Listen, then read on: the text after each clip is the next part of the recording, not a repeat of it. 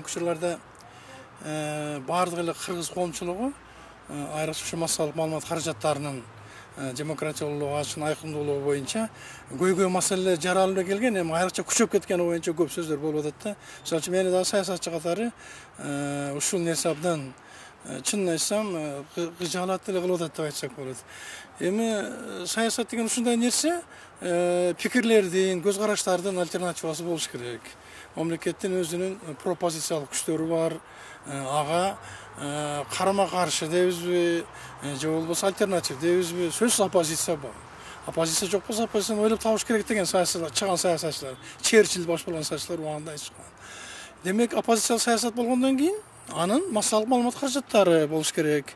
Массалык маалымат каражаттагы өзүнүн биринчи кезекте адам азаты үчүн баалуулугу терең болгон баягындай түшүнүктөр менен иштеш керек алар. Анан мыйзам сыйлаш керек. Демек, алар деле каалайбыз каалабайбызбы, балким пропозиция, оппозиция, массалык каражаттар болушу мүмкүн. Бирок ар бир мамлекеттин эрдиги, анын ичинде өкмөттүн эрдиги толук ошо эркиндик берүү. Эгер мыйзамдан чыгып баратса, анда аны тартипке чакырыш керек, мыйзам чегинде жазылыш керек. Бирок кийинки учурларда айрыкча теле боюнча, ошо теле студиялар боюнча менде ушундай бир жаман, ушундай бир өзүнчө бир коркунуч деп айтсак болобу, иши ушундай кырдаал түзгөндөй болуп атат. Мынакей пирамиданын тагдыры жетекчиси алмашып атат, 5-канал жетекчиси алмашып атат. Сентябрда болсо чырылдап туруп эле баардык мыйзамдын нормалары бузулуп жаап коюшту. Ага жооп бергендер эч ким жок. Мына эми азыр НТСке келди деп уктум жакындан бери кабар. Эмне атайын ушундай бир саясат жүрүп атабы?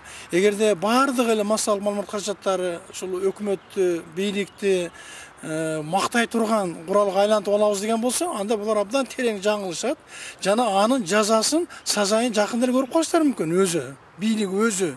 Себеби бул абдан коркунучтуу тенденция. Ушуну ошол Атамбаев баш болгон, азыркы президент Жээнбековдор баары баш болгон, баштарынан өтүшпөдү беле? Кече жакында эле өтүшпөдү беле ушундай нерсе? Акаевдин чоң трагедиясы эмнеде болчу?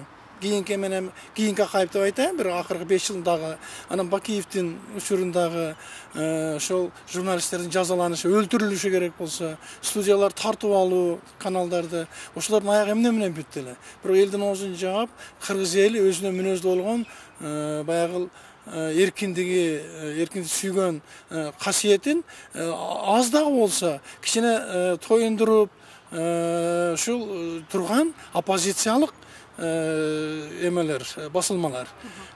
Мамлекет аны утурлап тосуп алып, ошол көрсөтүлгөн сын пикирлерди жоюн үстүндө иштеген ордуна кайта тартып алып, анан кийин өздөрүнө алып алып, өзү жаап коюу менен булар абдан чоң бир катаклизмге кетип аткандай сезилип атат да мага.